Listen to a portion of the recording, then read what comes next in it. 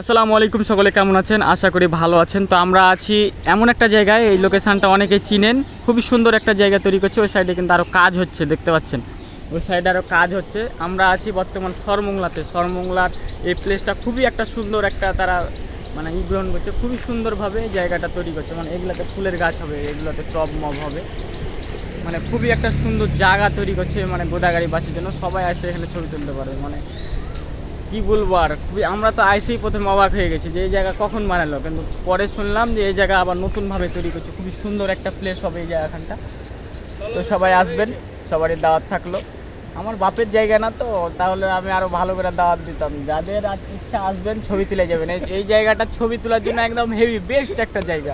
নাকি বলো তুমি ফয়সাল?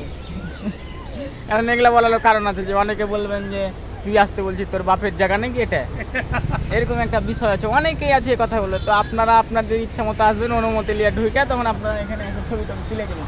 মানে জায়গাটা খুবই একটা সুন্দর। মানে আমরা ছবিগুলো তুললাম, ছবিগুলো 100 এসেছে নাকি? হ্যাঁ ভাই। তো সকালে ভালো থাকেন, সুস্থ থাকেন। আজকের ভিডিও পর্যন্ত। Bye bye, tata, goodbye. আর এক জায়গা থেকে আবার দেখা হবে ইনশাআল্লাহ। আসসালামু আলাইকুম।